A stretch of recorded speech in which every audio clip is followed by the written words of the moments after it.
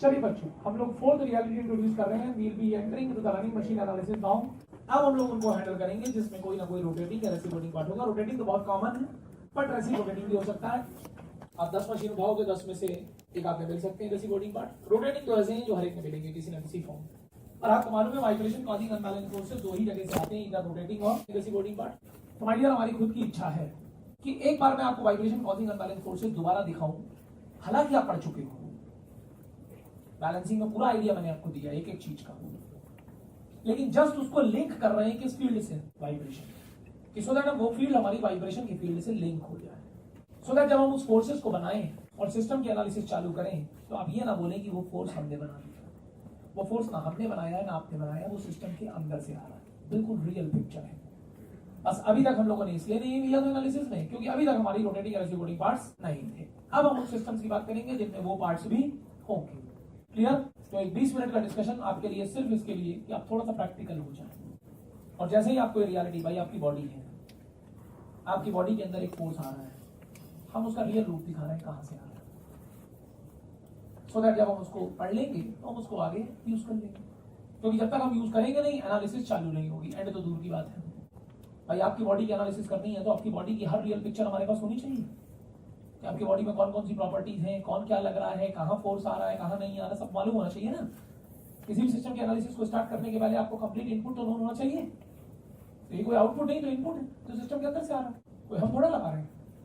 ठीक है ना? तो हम लोग थोड़ा सा ब्रिज बनाते हुए कि बैलेंसिंग में हमने बहुत कुछ पढ़ा है अनबैलेंस फोर्स के बारे में, उसको थोड़ा वाइब्रेशन से लिंक करते हुए, ब्रिज बनाते हुए आगे बढ़ेंगे। क्लियर? तो ये 20 मिनट सिर्फ हम ब्रिज बनाएंगे, उसके बाद एनालिसिस चालू होगा। Vibration causing unbalance forces in running mechanical system. क्या करिए, जिस समय वाइब्रेशन का टॉपिक स्टार्ट हुआ था, ये फील्ड स्टार्ट हुई थी, मैंने बोला था सिस्टम में पहली रियलिटी होगी मास। मैंने बोला था जो भी सिस्टम वाइब्रेट होगा उसके मटेरियल में मास होगा, and that mass will represent by. हम आज भी उसी चीज पे कायम हैं,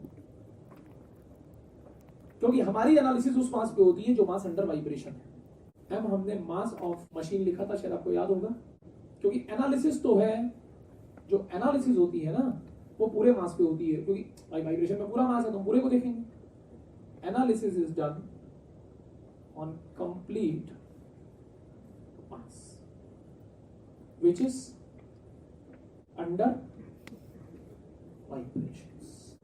लेकिन माय डियर, मैं आपको बात क्लियर कर दूं, अनबैलेंस फोर्स पूरी मशीन से नहीं आता, वो मशीन के एक या दो कंपोनेंट से आता है। मतलब मशीन मास के ही पार्ट है, लेकिन पूरी मशीन का मास नहीं। अब इतनी बड़ी तुम्हारी 500 किलो की लेथ मशीन पड़ी हुई है, 500 किलो की लेथ मशीन अनबैलेंस थोड़ा क्रिएट कर रही है। हाँ, मैं मान सकता हूँ 500 किलो की लेथ मशीन कांप रही है, वाइब्रेशन में है, लेकिन उसमें अनबैलेंस क्रिएटिंग कंपोनेंट तो सिर्फ चक है, जिसका वेट मास मैक्सिमम 40-50 किलो है। अनबैलेंस तो सिर्फ चक से आ रहा है। वो बात अलग है, उसका पाप पूरी मशीन भोग रही है, लेकिन वो आ तो सिर्फ चक से रहा है।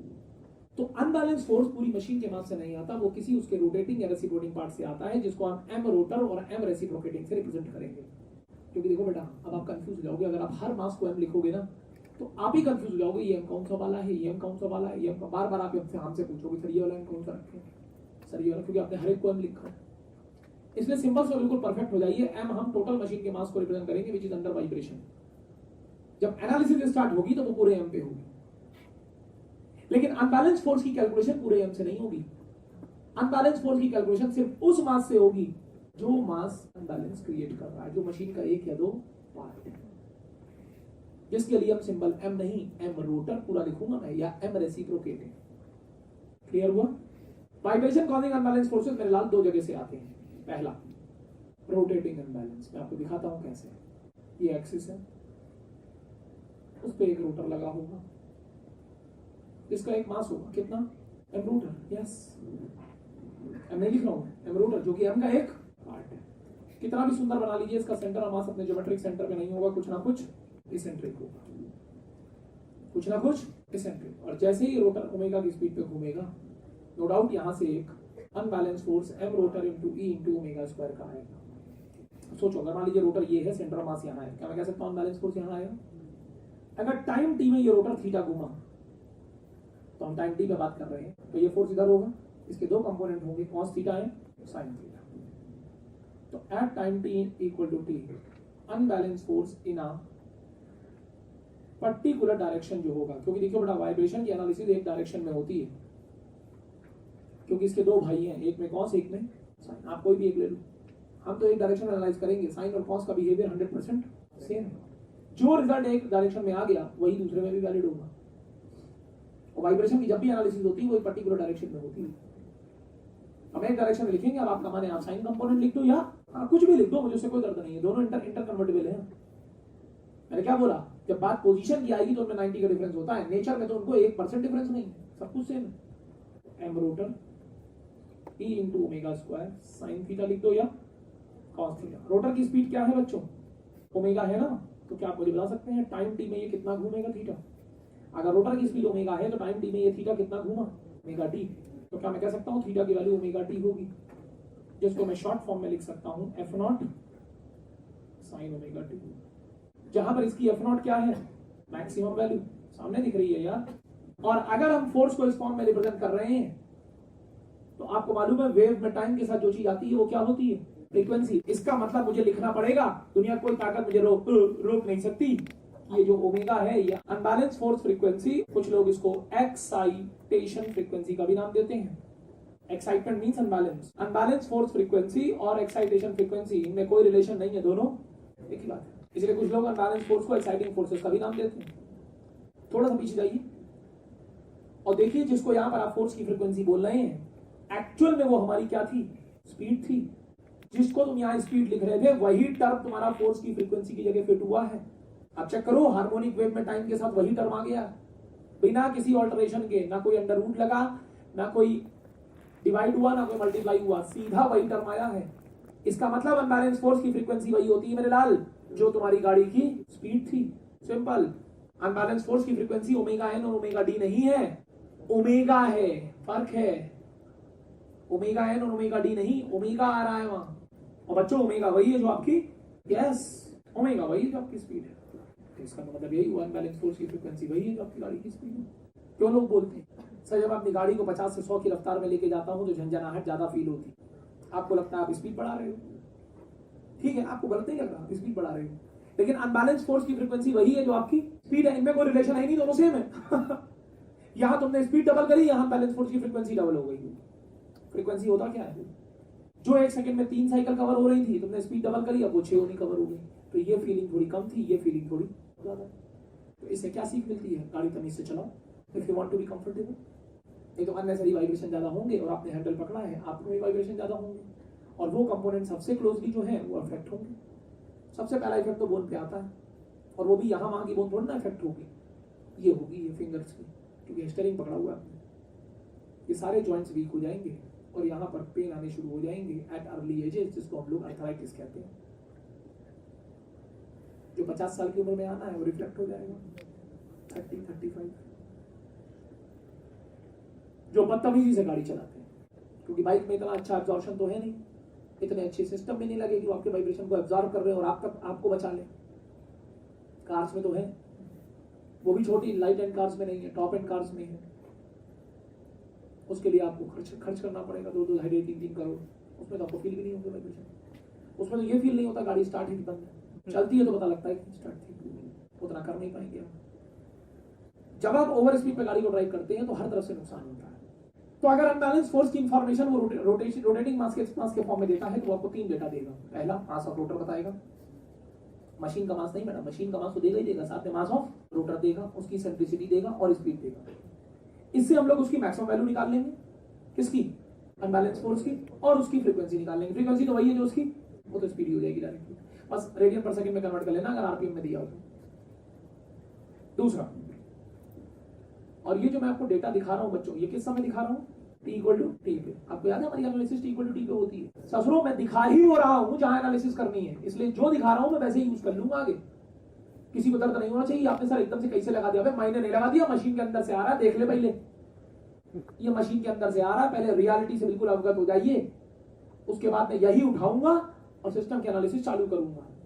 इसे पहले ही कंफर्म हो जाओ कि कहां से आ रहा है, और मैं दिखा ही आपको T = T पे रहा हूं क्योंकि मुझे एनालिसिस T = T पे करनी है, इसको दैट जो दिखाऊं वही यूज कर लूं। क्लियर है?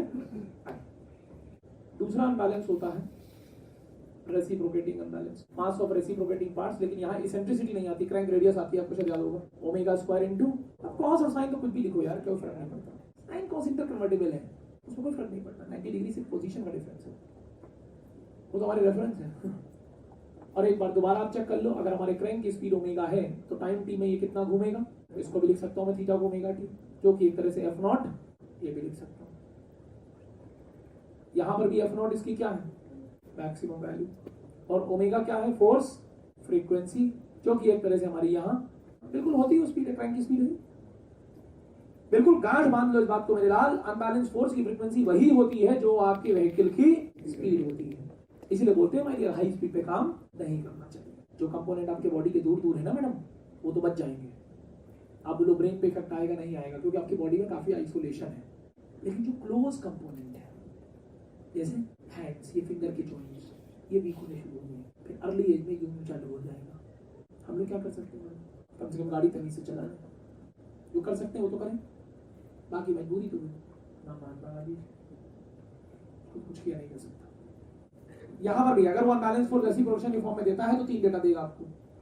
पहला वो मास ऑफ रेसिप्रोकेटिंग पार्ट्स बताएगा, दूसरा क्रैंक रेडियस बताएगा, नहीं बताएगा तो स्ट्रोक बताएगा, स्ट्रोक का हाफ होता है क्रैंक रेडियस, और तीसरा स्पीड बताएगा। इन 3 डेटा की हेल्प से आप 2 डेटा निकालोगे, एफ नॉट और हाँ, एफ नॉट और ओमेगा आ गया तो अनबैलेंस फोर्स की इंफॉर्मेशन कंप्लीट हो गई। अब हम गाड़ी एनालिसिस चालू कर सकते हैं, खत्म नहीं रे, चालू कर सकते हैं। इसके पहले तो चालू नहीं कर पाओगे भाई, आपके बॉडी के अंदर की रियलिटी है, अगर आपको वो रियलिटी नहीं मालूम है तो एनालिसिस कैसे चालू करेंगे। हम तो यही बोलेंगे ना भैया, सिस्टम ही हमसे अननोन है, हम क्या चालू करें एनालिसिस। तीसरा तरीका, examiner can give you this information in wave form. वो वेव फॉर्म में भी इस इंफॉर्मेशन को दे सकता है। उसमें क्या करता है वो, अनबैलेंस फोर्स की वैल्यू, मैक्सिमम वैल्यू डायरेक्ट दे देता है, जैसे दे दी 200 न्यूटन। अब क्या बचा, फ्रीक्वेंसी अनबैलेंस फोर्स की, वो वेव के फॉर्म में देता है।